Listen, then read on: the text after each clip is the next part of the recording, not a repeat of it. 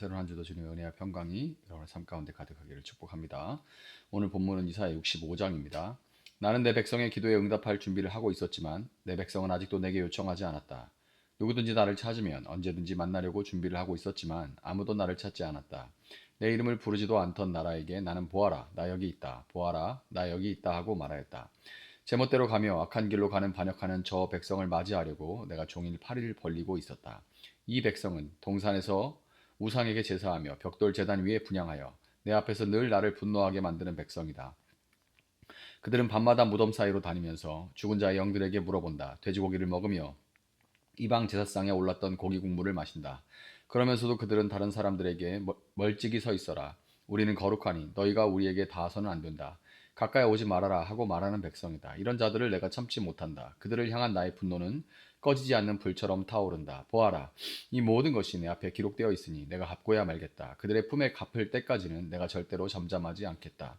주님께서 말씀하신다. 산에서 분향하며 언덕에서 나를 모독한 자들의 죄악과 그 조상의 죄악을 내가 모두 보응하겠다. 내가 먼저 그 행위를 헤아리고 그들의 품에 보응하겠다. 주님께서 말씀하신다. 포도송이에 즙이 들어 있으므로 사람들이 그것을 없애지 말아라. 그 속에 복이 들어 있다 하고 말한다. 나도 이와 같이 나의 종들을 생각하여 그들을 다 멸하지는 않겠다. 내가 야곱으로부터 자손이 나오게 하며 유다로부터 내 산을 유업으로 얻을 자들이 나오게 하겠다. 내가 택한 사람들이 그것을 유업으로 얻으며 내 종들이 거기에 살 것이다. 샤론 평야는 나를 찾는 내 백성이 양떼를 치는 목장이 되고 아골 골짜기는 소들이 쉬는 곳이 될 것이다. 그러나 나 주를 떠나 내 거룩한 산을 잊고 가덱에 상을 차려 놓으며 무니에게 섞은 술을 가득히 부어 바치는 자들아, 내가 너희를 칼에 죽는 신세가 되게 하겠다. 너희 모두가 사륙하는 자에게 몸을 구부리게 될 것이다. 이는 내가 불러도 너희가 대답하지 않으며 내가 말하여도 너희가 듣지 않으며 너희가 내 눈에 악하게 보이는 일만을 하며 내가 좋아하지 않는 일만을 골라서 하기 때문이다. 그러므로 주 하나님께서 말씀하신다. 보아라 내 종들은 먹겠지만 너희는 굶을 것이다. 보아라 내 종들은 마시겠지만 너희는 목이 마를 것이다. 보아라 내 종들은 기뻐하겠지만 너희는 수치를 당할 것이다. 보아라 내 종들은 마음이 즐거워 노래를 부르겠지만 너희는 마음이 아파 울부짖으며 속이 상하여 통곡할 것이다. 너희의 이름은 내가 택한 백성이 저주할 거리로 남을 것이다. 내 주 하나님께서 너희를 죽게 하실 것이다. 그러나 주님께서 주님의 종들은 다른 이름으로 부르실 것이다. 땅에서 복을 비는 사람은 진리이신 하나님을 두고 빌며 땅에서 맹세하는 사람도 진리이신 하나님을 두고 맹세할 것이다. 지난날의 괴로운 일들을 내가 다시 기억하지 않고 지나간 과거를 내가 다시 되돌아보지 않기 때문이다. 보아라 내가 새 하늘과 새 땅을 창조할 것이니 이전 것들은 기억되거나 마음에 떠오르거나 하지 않을 것이다. 그러니 너희는 내가 창조하는 것을 길이길이 기뻐하고 즐거워하여라. 보아라 내가 예루살렘을 기쁨이 가득 찬 도성으로 창조하고 그 주민을 행복을 누리는 백성으로 창조하겠다. 예루살렘은 나의 기쁨이 되고 거기에 사는 백성은 나의 즐거움이 될 것이니 그 안에서 다시는 울음소리와 울부짖는 소리가 들리지 않을 것이다. 거기에는 몇 날 살지 못하고 죽는 아이가 없을 것이며 수명을 다 채우지 못하는 노인도 없을 것이다. 백살에 죽는 사람을 젊은이라고 말할 것이며 백살을 채우지 못하는 사람을 저주받은 자로 여길 것이다. 집을 지은 사람들이 자기가 지은 집에 들어가 살 것이며 포도나무를 심은 사람들이 자기가 기른 나무의 열매를 먹을 것이다. 자기가 지은 집에 다른 사람이 들어가 살지 않을 것이며 자기가 심은 것을 다른 사람이 먹지 않을 것이다. 나의 백성은 나무처럼 오래 살겠고 그들이 수고하여 번 것을 오래오래 누릴 것이다. 그들이 헛되이 수고하지 않으며 그들이 낳은 자식은 세난을 당하지 않을 것이다. 그들은 주님께 복받은 자손이며 그들의 자손도 그들과 같이 복을 받을 것이다. 그들이 부르기 전에 내가 응답하며 그들이 말을 마치기도 전에 내가 들어주겠다. 이리와 어린 양이 함께 풀을 먹으며 사자가 소처럼 여물을 먹으며 뱀이 흙을 먹이로 삼을 것이다. 나의 거룩한 산에서는 서로 해치거나 상하게 하는 일이 전혀 없을 것이다. 주님의 말씀이시다. 아멘. 자, 이사야 65장에 이제 문을 열면 열자마자 굉장히 당혹스러운 장면을 마주하게 되는데 하나님께서 전능하신 하나님이죠. 두려우신 하나님. 전능하신 하나님께서 그런데 마치 사랑을 구걸하는 사람처럼 그렇게 서 계시는 모습을 우리가 보면서 당혹하게 됩니다. 1절에 보면 나는 내 백성의 기도에 응답할 준비를 하고 있었지만 내 백성은 아직도 내게 요청하지 않았다. 요청 좀 해줘 기다리고 있는데 아무도 요청하지 않았다는 거예요.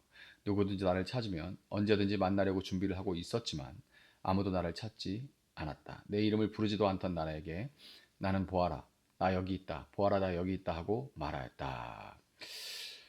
너무 애절하죠. 이렇게 애절하고 간절하게 보여주시는 하나님의 그 사랑에 대해서 당시 이스라엘 백성들은 하나님께 그냥 등을 돌려버렸어요.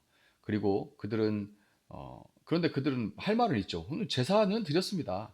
제사했어요. 그런데 제사를 드린답시고 그들은 3절과 같이 벽돌 제단을 쌓았습니다. 벽돌 제단. 자기가 지금 무슨 짓을 하는지 알고 있는지 모르겠어요. 벽돌 제단을 쌓았어요. 율법은 다듬지 않은 자연석으로 제단을 쌓으라. 그리고 인위적으로 그렇게 하지 말고 있는 그대로의 모습으로 나오라. 이렇게 말씀하시는데 벽돌을 쌓았어요. 그들은 인간의 기술과 인위적인 노력이 들어간 벽돌, 즉 바벨탑을 쌓던 자기들의 어, 그 행위로 뭔가를 얻어내려고 하는, 자기들의 노력과 의지로 뭔가를 얻어내려고 하는, 자기들의 의로 쌓아 올렸던 그 바벨탑의 재료로 자기들 입맛에 맞는 제단을 만들었습니다. 이렇게 하니까 이거 내놔라 저거 내놔라 하는 거죠. 거룩한 제물 대신 돼지고기를 드렸고 겉으로는 종교적인 척하지만 속으로는 이방의 풍습과 탐욕을 쫓았습니다. 그들은 하나님 앞에서 나는 거룩하니까 나에게 가까이 하지 말며 이렇게 영적인 교만을 떨었습니다. 우리는 선민이니까 우리는 거룩해. 우리는 아브라함의 자손이야. 이방 민족하고는 섞일 수 없어. 가까이 오지 마. 교만을 떨었지만 하나님 보시기 그들은 그 하나님 코에 연기가 계속 들어오니까 얼마나 힘들겠어요. 종일 타는 불과 같이 역겨운 존재들이었습니다. 이것이 바로 타락한 인간의 실존이에요. 하나님은 끊임없이 손을 벌리시지만 인간은 끊임없이 헛된 우상을 만들면서 스스로를 파괴하는 것입니다. 이 죄악이 바로 세상의 고통과 부조리의 뿌리입니다. 그렇다면 하나님은 이 폐역한 세상을 완전히 멸망시켜 버려야 마땅하지 않을까요? 당연히 이 멸망시켜야 되는 것이 맞는 이야기인데 공의대로라면 당연히 그렇게 해야 되지만 8절을 보면 하나님의 놀라운 반전이 숨어 있죠. 포도송이에 즙이 들어있으므로 사람들이 그것을 없애지 말아라. 그 속에 복이 들어있다 하고 말한다. 이 말씀이 있죠. 나도 이와 같이 나의 종들을 생각해서 그들을 다 멸하지는 않겠다. 그 속에 복이 들어있다. 그것을 다 없애지 마라. 그 속에 복이 들어있다. 하나님도 농부처럼 다 멸하지 않으시고 남은 자를 두시겠다고 말씀하고 계신 거예요. 하나님은 세상을 두 부류로 나누고 계신 겁니다. 하나님의 부르심을 무시하고 갓과 무늬는 다 운명, 운세의 우상들이에요. 지금이나 그때나 똑같죠. 운명, 운세 뭐 이런 거 사주팔자 이런 신들입니다. 그런 갓과 무늬 같은 우상에게 상을 차리는 자들은 줄이게 되고 수치를 당하며 칼에 엎드러지게 될 것입니다. 그러나 나의 종들, 즉 내가 택한 사람들은 먹고 마시며 기뻐하게 될 것이다. 이렇게 하나님은 말씀하세요. 이렇게 하나님은 사람을 두 부류로 나누시는 거예요. 중요한 것은 이 남은 자들이 누구냐는 거죠. 혈통적인 이스라엘이라고 다 남은 자는 아니었습니다. 이사야는 오히려 하나님을 찾지 않던 이방인들, 나중에 사도 바울이 로마서 10장에서 인용한 것처럼 복음을 들고 하나님께로 돌아오는 역사가 일어난다는 것을 내다보고 있었습니다. 이사야는 이미 스스로 의롭다 하는 자들은 심판을 받고 오직 주의 이름을 부르는 자들이 예수 그리스도의 기업을 얻어서 하나님의 성사 안에 거하게 되는 겁니다. 이제 하나님은 심판을 넘어서 남은 자들을 위해 예비하신 궁극적인 비전을 펼쳐 보이시죠. 17절에 보면 보아라 내가 새하늘과 새 땅을 창조할 것인 이전 것들은 기억되거나 마음에 떠오르거나 하지 않을 것이다. 아멘. 이것은 단순히 바벨론 포로에서 돌아와서 예루살렘 성벽을 보수하는 그런 차원이 아닙니다. 깨진 그릇들을 본드로 다시 붙여서 수리하는 수준이 아니라 질적으로 완전히 다른 새로운 창조를 말씀하시는 거예요. 이사야의 예언은 지상의 예루살렘을 넘어서 종말론적인 하나님의 나라를 향해 활짝 열리게 되는 겁니다. 그 새 나라의 특징을 우리 오늘 본문은 보여주죠. 19절부터 25절까지 묘사된 그 나라의 풍경을 보면 슬픔이 기쁨으로 바뀌게 되고 이 땅에서는 장례식장의 이 울음소리가 끊이지 않지만 그곳에서는 하나님께서 영원히 눈물을 닦아주시는 곳이죠. 또한 생명이 회복되는 곳입니다. 백세에 죽는 자를 아이라 하고 저주받은 자라 할 만큼 죽음의 권세가 힘을 잃고 영생의 기쁨을 누리는 곳입니다. 다음으로 노동이 회복되고 정의가 실현되는 곳이죠. 저는 개인적으로 이 부분이 참 감격스러운데 새하늘과 새 땅에도 그냥 하프를 뜯으면서 천사들과 같이 날아다니고 그러고 예배만 드리고 그런 게 아니라 새하늘과 새 땅에도 일이 있습니다. 집을 짓고 포도나무를 심습니다. 그러나 이 모든 일들이 지금과 다른 것은 그 다른 점은 불평등함과 착취가 없는 거예요. 악한 피라미드 구조가 없는 겁니다. 내가 지은 집에 타인이 살지 않고 내가 심은 것을 원수가 먹지 않습니다. 그들의 수고가 헛되지 않다라는 그 약속은 죄로 인해 땅이 가시덤불을 내던 저주, 창세기 3장, 수고하고 땀을 흘려야 겨우 먹을 것이고 이 가시덤불과 떨기가 날 것이다. 이렇게 얘기를 하죠. 그 저주가 완전히 풀어졌다라는 것을 의미합니다. 하나님과의 관계가 즉각적으로 또 소통됩니다. 24절 보면 그들이 부르기 전에 내가 응답하며 그들이 말을 마치기도 전에 내가 들어주겠다. 아멘. 놀라운 말씀이죠. 1절에서 하나님이 아무리 불러도 대답 없던 그 죄인들과는 달리 회복된 백성과 하나님 사이에는 막힘없는 친밀함이 흘러갑니다. 마지막으로 평화의 공존이 또 있죠. 이리와 어린 양이 함께 풀을 먹을 것이며 약육 강식의 원리가 이 지배하던 세상에서 서로 물고 뜯던 이 세상에서 그렇게 지배하던 원리들, 그런 세상이 끝난다는 겁니다. 그런 세상은 끝난다는 거예요. 나의 거룩한 산에는 해함도 없고 상함도 없는 완전한 샬롬.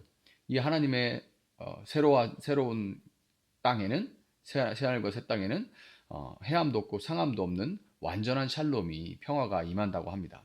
이사야가 보았던 다른 것들, 이전에 보았던 또 지금 밟고 있는 이 땅에서는 다시는 보고 싶지 않을 만큼 너무나 아름다운, 이런 땅은 더 이상 보고 싶지 않은, 이전에 전혀 볼 수 없었던 완전히 다른 세상을 봤던 그 가슴 벅찬 비전, 새하늘과 새 땅은 도대체 그러면 언제 어떻게 이루어지겠습니까?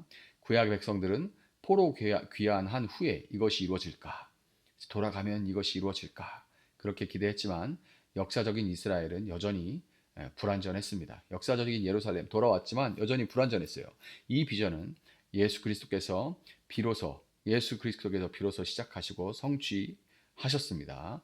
하나님은 내가 여기 있다 하시며 인간의 몸을 입고 사람들이 찾기도 전에 내가 여기 있다 하면서 인간의 몸을 입고 우리 가운데 오셨습니다. 세상은 그를 거절하고 십자가에 못 박았지만 예수님은 십자가에서 우리의 벽돌 제단과 같은 죄악을 허물어 버리시고 친히 참된 제물이 되어 주셨어요. 예수님께서 부활하시던 날 옛 창조의 질서는 깨어지고 새로운 피조물의 시대가 열리게 되었습니다. 그리고 오늘 본문의 이사야는 성경의 맨 마지막 계시록 21장에서 화려하게 마침내 꽃을 탁 피우게 되는데요. 사도 요한은 이 이사야의 언어를 그대로 가져와서 계시록 21장 1절 또 3, 4절에서 이렇게 말합니다. 또 내가 새 하늘과 새 땅을 보니 처음 하늘과 처음 땅이 없어졌고 바다도 다시 있지 않더라. 하나님이 그들과 함께 계시더니 모든 눈물을 그 눈에서 닦아주시니 다시는 사망이 없고 애통하는 것이나 곡하는 것이나 아픈 것이 다시는 있지 아니하리니. 아멘. 이사야가 희미하게 보았던 그 거룩한 성산은 요한계시록의 새 예루살렘 성으로 완성이 되게 되는 겁니다. 그곳에는 어린 양 예수 그리스도가 성전이 되시고 등불이 되십니다. 이사야 65장은 먼 미래의 판타지 소설이 아닙니다. 이것은 예수 그리스도 안에서 이미 시작됐고 장차 완성될 우리의 확실한 미래인 거예요. 그렇기 때문에 우리는 거룩한 남은 자로서 구별된 삶을 그렇기 때문에 살아가야만 하는 겁니다. 세상은 여전히 벽돌로 자신의 바벨탑을 쌓기 바쁘고 탐욕의 돼지고기를 먹으면서 성공이라고 자랑하기 바쁩니다. 그러나 우리는 하나님의 거룩한 산, 그 성산을 바라보는 자들이죠. 태양을 본 사람이 촛불에 만족할 수가 없듯이 우리는 그 거룩한 성산, 새하늘과 새 땅을 먼저 보고 맛보는 사람입니다. 그렇기 때문에 세상의 것에 만족할 수가 없죠. 세상의 방식인 약육 강식을 거부하고 이리와 어린 양이 함께 뒹구는 평화의 공존의 그 삶을 나의 가정과 일터에서 먼저 실천해야만 하는 거예요. 그것이 새하늘과 새 땅의 시민권을 가진 자들의 삶인 것입니다. 또한 우리는 우리의 선교적인 사명을 감당해야만 됩니다. 하나님이 당신을 찾지 않던 자들에게 자신을 드러내신 것처럼 우리는 헛된 수고와 죽음의 공포 속에 우는 자들에게 와서 보라, 새하늘과 새 땅이 시작되었다. 새하늘과 새 땅이 여기 있다라고 알릴 수 있어야 하는 겁니다. 예수 그리스도를 통해 들어갈 의의 나라가 여기 있다라고 그들을 초대할 수 있어야만 하는 겁니다. 현실이 고달프고 세상의 불의에 낙심될 때도 있지만 눈을 들어서 이사야가 가리키고 사도 요한이 확증하며 예수 그리스도께서 마련하신 저 영광스러운 새 창조의 세계를 여러분 먼저 바라볼 수 있기를 바랍니다. 이전 것은 더 이상 기억되지 않을 것입니다. 그날의 기쁨이 오늘 여러분의 슬픔을 이기는 능력이 될 수 있기를, 그리고 그 소망을 전하는 복된 통로가 되는 삶을 새날을 살아가실 수 있는 여러분 되기를 예수님의 이름으로 축복합니다. 잠시 기도하겠습니다. 사랑하시는 주님 감사합니다. 정말 이 말씀이 우리 마음 가운데 깊이 묵상되어지고 마음 깊은 곳으로 내려가 하나님 정말 우리에게 영적인 양식이 되게 하여 주시고, 주님 이 말씀이 우리에게 하늘로부터 내려오는 참된 위로가 되게 하시고 하나님의 영이 부어주시는 새 힘이 되게 하여 주셔서 하나님 더 이상 우리가 정말 아름다운 것, 정말 멋진 것, 정말 귀한 것을 보고 맛본 자로서 세상의 방식대로 살지 아니하고 우리 안에 거하시는 예수 그리스도를 드러내게 하시고, 주님 우리가 우리 자신의 바벨탑을 쌓는 자가 아니라 질그릇에 담긴 보배를 세상 가운데 드러내기 위해서 질그릇이 깨어져야 하는 것처럼 겸손히 우리 자신을 낮추고 예수 그리스도가 우리 삶 가운데 드러날 수 있기를, 위해 살아갈 수 있도록 주님 도와주시기를 원합니다. 감사하며 예수님의 이름으로 기도합니다. 아멘. 오늘 주신 말씀 붙들고 계속해서 기도합니다.